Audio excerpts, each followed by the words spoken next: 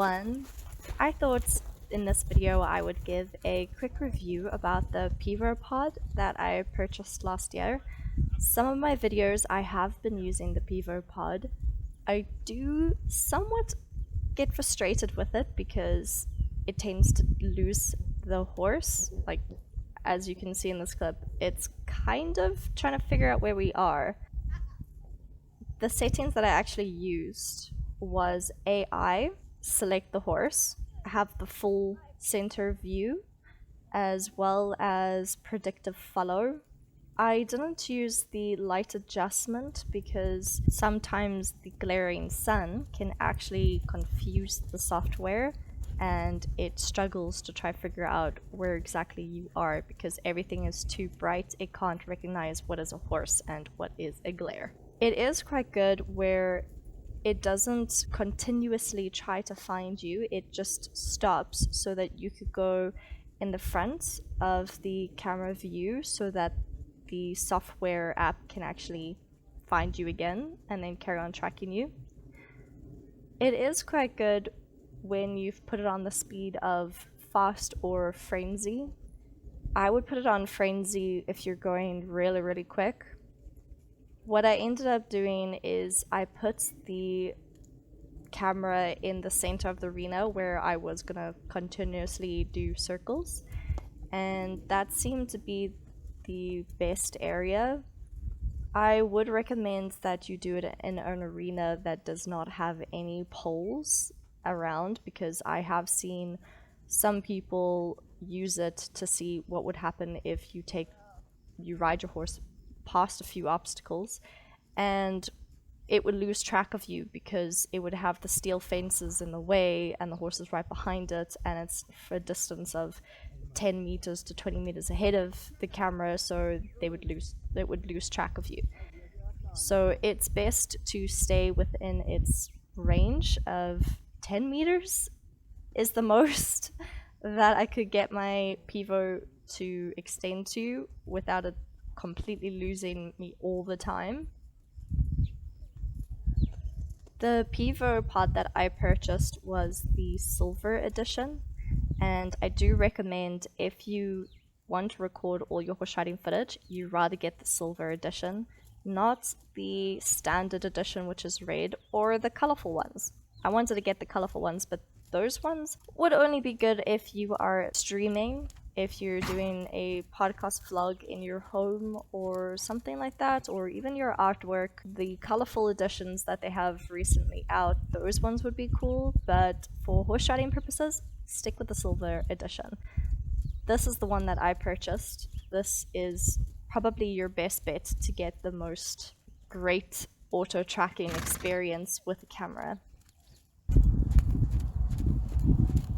Just from my experience as a user of Pivo, it is a very affordable, reasonable auto tracking camera compared to Solo Shot, Pixio, Pixam. So I would recommend Pivo. There are a few little things that irritate me, which I'm hoping the Pivo team can see this video, and they can make improvements to the software instead of constantly bringing out new hardware. I mean, the hardware needs improvement, sure, but the app is specifically there for you guys to improve more on. I mean, the selling point for me was that the software would always be updated, but I'm hardly seeing that because the auto tracker for tracking your horse does not work as great as I'd like it to. But if I'm doing something wrong, then please point it out instead of telling me to go look at the tutorials, because those tutorials ain't helping that much. My outdoor experience was a lot better than my indoor. I got my husband to help me on this test in the indoor arena to see what would happen.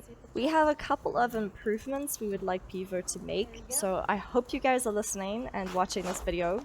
The first one is you could improve your app when it comes to camera glare. If not that, then at least designing or manufacturing a particular camera that accommodates for that and it works with the app.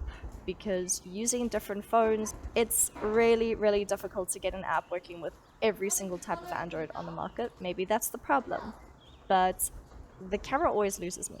The second thing that you could do to improve is perhaps using a Bluetooth controller, that the app is connected via Bluetooth to a particular controller, maybe the controller we already have, that could sit inside of our pockets and it could track us within a certain range. That way it will never lose us and you do not have to rely on the AI part of the app, because the sun glare will always prevent the app from properly working. So this is a huge pet peeve of mine because I can't do any of my content in the indoor arena, especially if it is raining. And I know in the UK, it rains a hell of a lot compared to South Africa.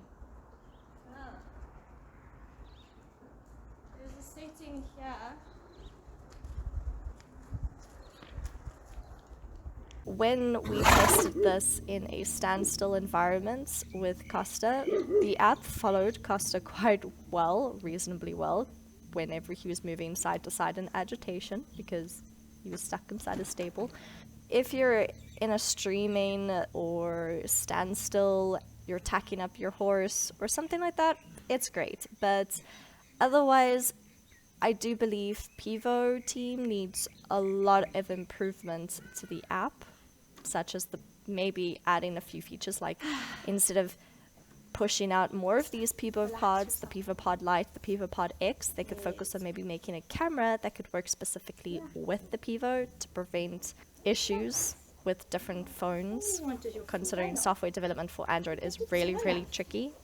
Or they could do the Bluetooth controller, as I also mentioned, which is exactly what SoloShot, Pix, and Pixio all do, and it seems to be working quite well. That's my honest review of the Pivo Pod. I really do hope they improve things, because I do enjoy working with the pod when it works.